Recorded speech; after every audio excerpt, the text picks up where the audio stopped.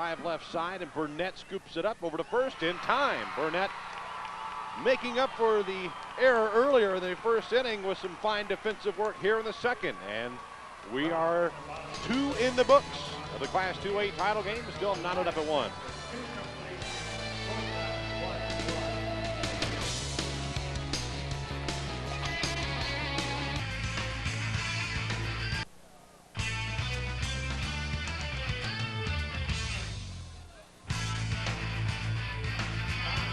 Well, the precipitation has died down a bit, but the storm systems continue to blow from left to right as Coach Russell Grimm looks on at his Bremond Tigers, and what a job he's done with this crew after being defeated in the region final last year by Bosqueville. Just one step away from state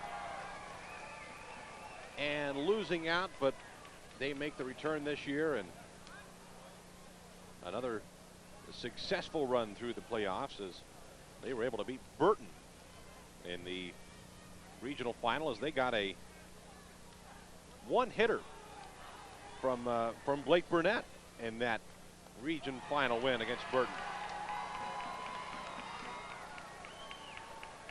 Hunter Hamrick, the number 9 hitter of the lineup, leads things off here in the top of the 3rd inning for Bremond. And quickly behind in the count is Brett Peel at 2-0. He gets Hamrick to chase after a low slider.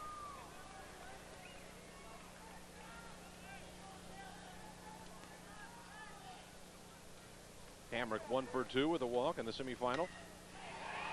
Slaps one right side. Kyle Clark is there. Over to Fowler in time.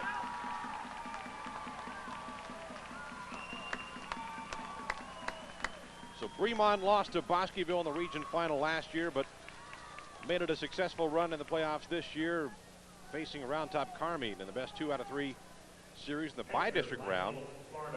And Bremond took down RTC by the count of 13-3 and 25-7. And then the area round got a no-hitter on the part of Blake Burnett in a win over West Sabine 8-0. 19-4 was the winning score over Dennis, and region semifinal. Then, as we say, the one-hitter by Burton in the region final against Burton, and that sent him to Austin. Michael Florida, the leadoff hitter, quickly behind the count at 0-2. Florida struck out to begin the game.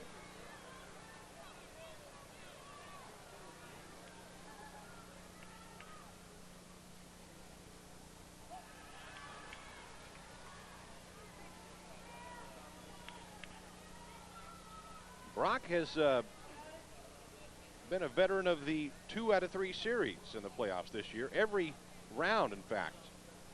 They had to win 2 out of 3. There's no single game playoffs. Peel now runs the count even at 2-2. St. Joe in the bi-district round, Santo in the area, Valley Mills, the region semis, and Cross Plains in the region final. All 4 opponents Brock had to take 2 out of 3, and they did so in 2 straight. So they are still unbeaten in postseason play.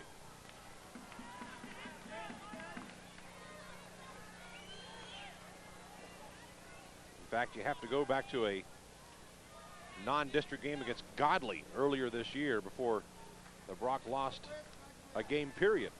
They entered this game 31-2. And a full count pitch is fouled away by Florida.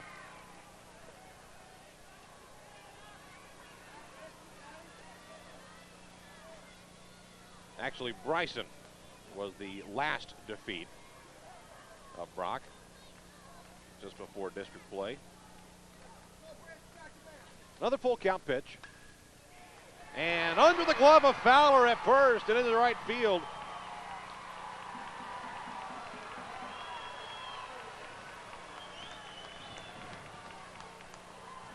They took a hot shot off the artificial surface. We'll see how they score that.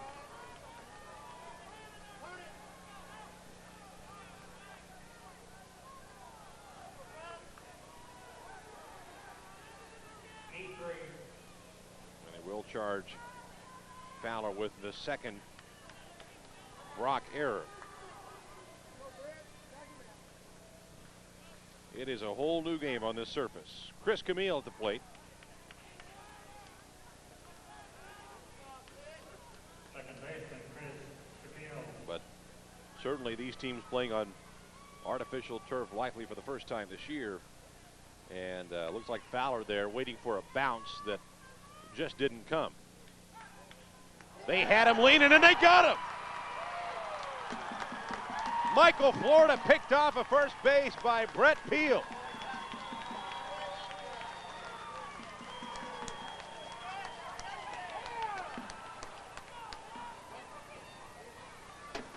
No, normally once a runner has a step off the dirt, you'd like to think that he has a big lead, and Michael Florida was still far from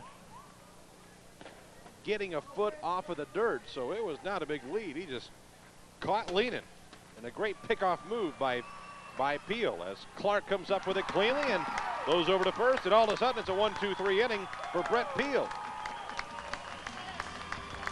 2.5 of the books, still tied at 1 in the 1A title game.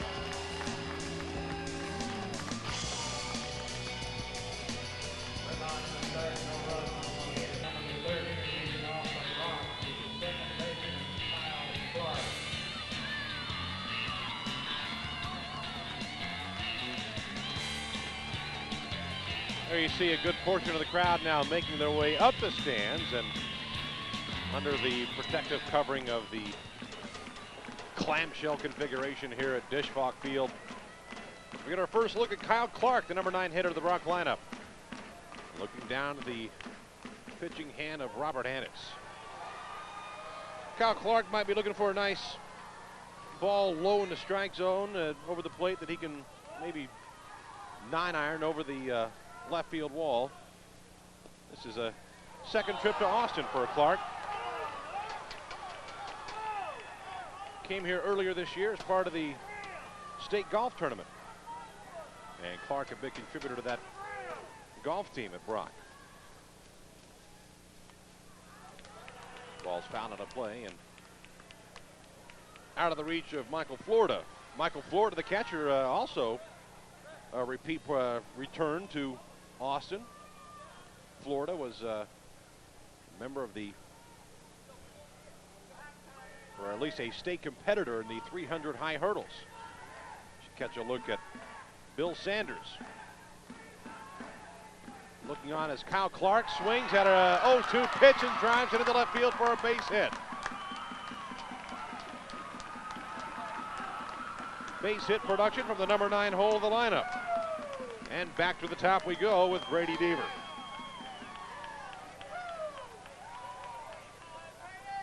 Well, the heck with the 9-iron low in the strike zone. That pitch up at the letters, and Kyle Clark getting a good whack at that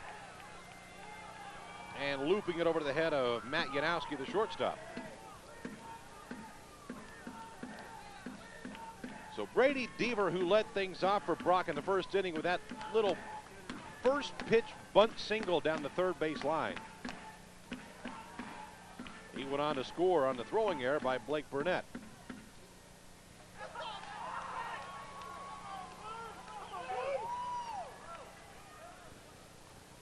Blake Burnett has since gone on to make up for that throwing error in more ways than one. He took care of it on the offensive part with an inside the park home run and has played a fine defensive third base ever since.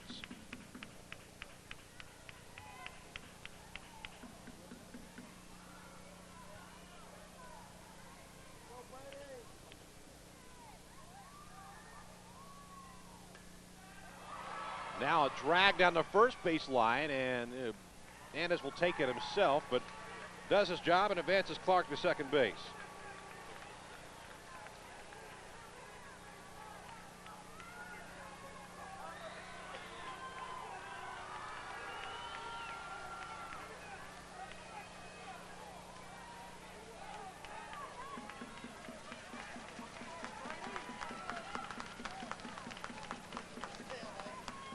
So Brady Deaver, having done his job, it sends Brad Crawford to the plate. Now third base umpire, Randy Breville, has called timeout, and as Robert Annis and Michael Florida discuss the situation with Clark on second base and Crawford at the plate. Crawford struck out looking in the first inning.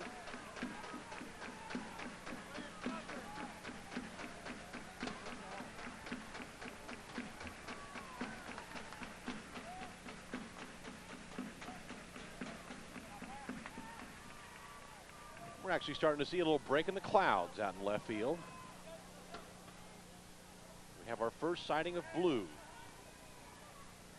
Still 75 degrees, very pleasant day. Hit left side, Yanowski at short, over to first, in time, and holding Kyle Clark at second at the same time.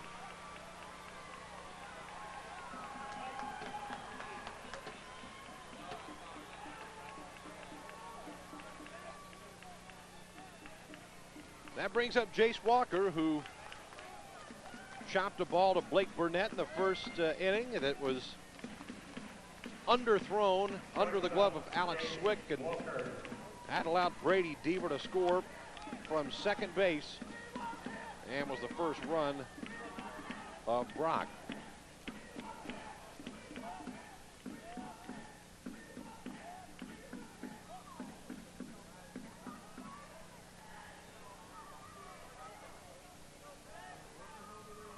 Well, we talk about all the repeat or at least all the athletes making a return to Austin. Jace Walker, one of those, on the state baseball squad of Brock. Again to Burnett, this time deep in the hole, and he runs down Kyle Clark at second base.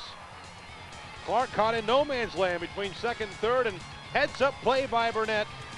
And we are through three complete in the Conference 1A championship game, still knotted up at one apiece.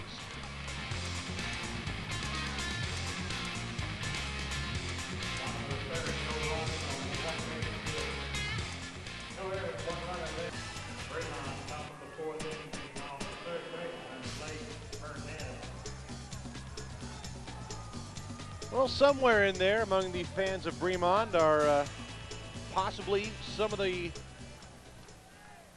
participants who were here 20 years ago as the Bremond Tigers celebrate the 20th anniversary of their last and only baseball state championship. Came back in 1981 when Bremond defeated Palmer in the 1A title game. And that was the last time, and to this point, the only time that Bremond advanced to the state tournament. So 20 years ago this week, the Tigers state champs of Class 1A.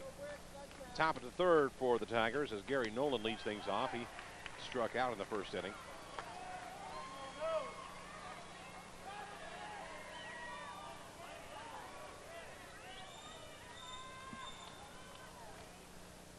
This is the first trip to state for Brock in baseball. Heck, Brock has representatives from some guys who made it to Austin in state basketball. As Gary Nolan takes a look at another strike three. Brock, as we say, 3 or 4 members of the basketball team that reached the state tournament. Kyle Clark on the state golf team. Casey Martin. That Casey Martin made the state tennis tournament here in Austin.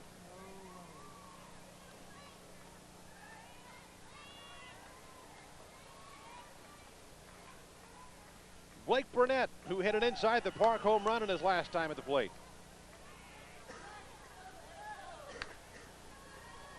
Just dotting a ball right in between Brady Deaver and Casey Martin in left center, and ball trickled all the way to that 425 sign in that deepest part of left center field. And Burnett really without a throw, contesting him at the plate, a stand up inside the Parker.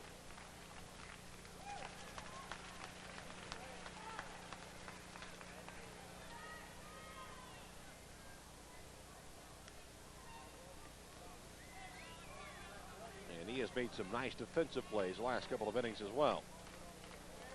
A 2-1 pitch to Burnett. Called strike 2, says Doug Shea, the home plate umpire.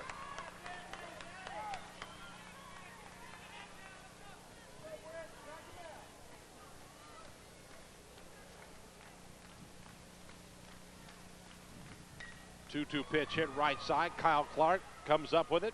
And over to first base, Dusty Fowler kind of stumbling around there for the bag, but finds it, and there's 2 away.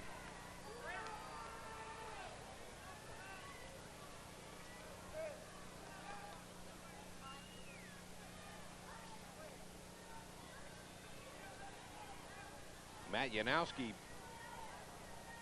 reached in the second inning on a ball that was booted by Kyle Clark and stole second and third base and was left stranded. As Brett Peel will do a fine job of retiring the next 3 batters consecutively with a strikeout, a ground out right back to him, and another strikeout.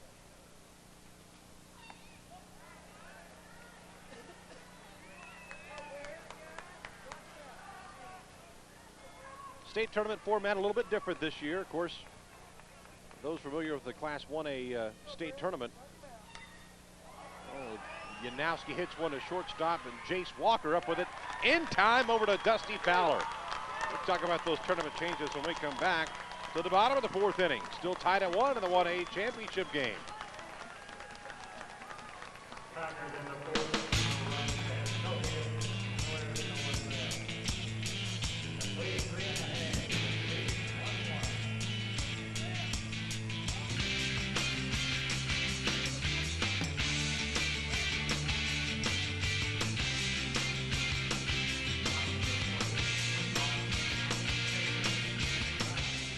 Red and Charlene McComb State Field was where all the action happened last week in the state softball tournament as Brock's Lady Eagles reached that field in that tournament, but unable to come away with a state title. So the boys try to come out here at Dish Falk and get a state championship trophy back to their fine community just west of Fort Worth. Bottom of the 4th inning, Nick Godby leading things off. Will be followed by Dusty Fowler and Brett Peel in the Brock lineup. We said there's some changes in this year's state tournament, at least for all 5 classifications. Those who have been to the 1A state tournament before know well that a little bit of a change here. Nice snag by Alex Swick at first base. There's 1 away. Oh, Godby didn't even get a chance to run out of the batter's box before Swick snared that one, and there's 1 away.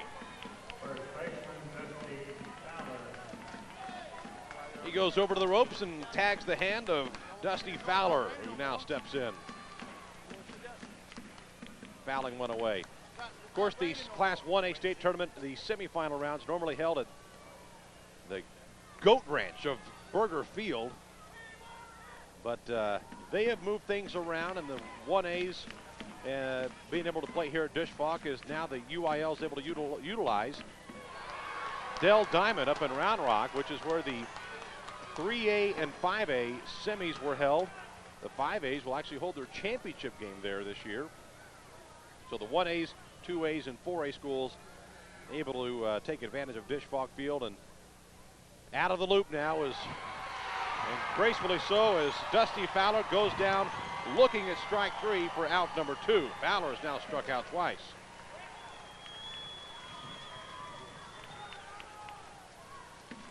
So Burger Field and the godforsaken Nelson Field here in Austin taken out of the loop of the UIL state tournament. Brett Peel swings and misses at strike 1 from Robert Annis.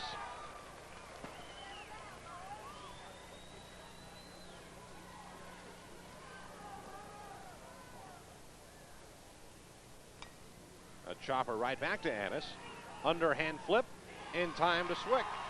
A 1-2-3 inning for Brock.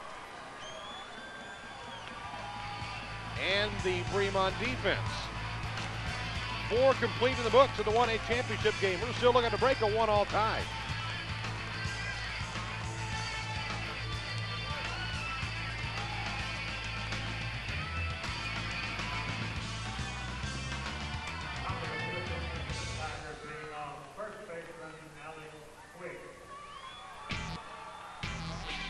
There you see some of the success of years past from the Texas Longhorns here at Fishbach Field as we head for the top of the 5th inning, and Alex Swick looks at ball 1 from Brett Peel after both pitchers enjoyed a 1, 2, 3, 4th inning, as both pitchers look to be getting into their groove here as the game wears on. Still a very pleasant afternoon, 76 degrees and pretty pleasant breeze blowing from left to right. Swick struck out in the 2nd inning. Be followed by Robert Ennis and Sam Crawford. As Brett Peel getting things together after inside the park home run by Blake Burnett in the 2nd inning.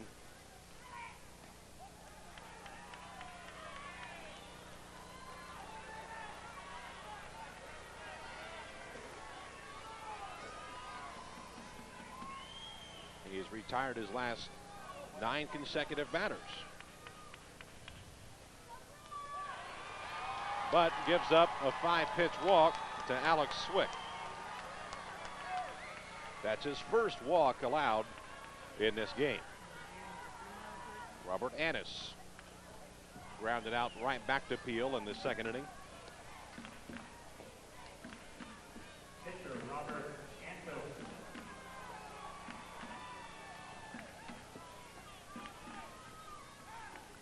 So as these two teams battle it out for the 1A title here in the 2001 state tournament, Weimar and Elysian Fields will play next for the 2A championship game. Forney and LaGrange in the 3A title game. Western Hills of Fort Worth and Carthage in the 4A championship game as a bunt goes right back to Peel, and Antis does his job of moving the runner over as Swick heads into 2nd base. The 5A championship game is yet to be established or a game to even be played. That's part of the tournament changes out there at Dell Diamond and Round Rock. The 5A games will actually be played during the what is the traditional Championship Friday. Sam Crawford fouls one high and heading out of play, and almost with a play on it was Fowler, but unable to reach it.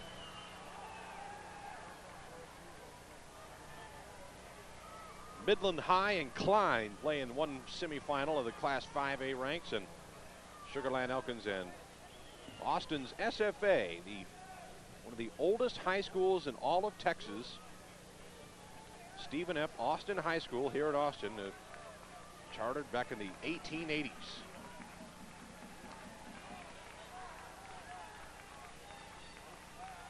No balls and a strike to Sam Crawford. And if you ever get a chance to go around Austin, that Austin SFA, Austin High School, however you want to call it, is quite a historic building. The Maroons of SFA. Inside, and it hit Sam Crawford. So now runners on 1st and 2nd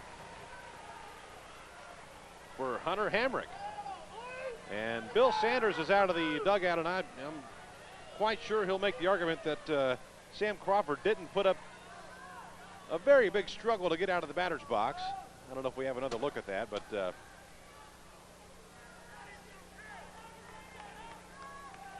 Hunter Hamrick's just glad that he has a couple of ducks on the pond, and Russell Grimm passes on the signs and do this and do that and see if we can break this 1-all tie. Hamrick is the junior designated hitter. He bats for the left fielder, John Lutz. Showing bunt, puts it down, left side. Peel has it over to 3rd, not in time. The bases are loaded.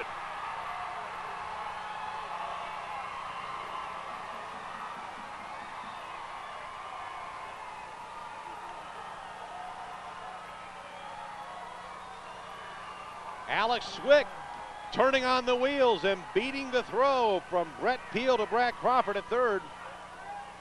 Hamrick is on with a fielder's choice at 1st, and Sam Crawford is at 2nd. So the bases are loaded as we head back to the top of the lineup, and Michael Crawford, Florida rather. fouling one out of play.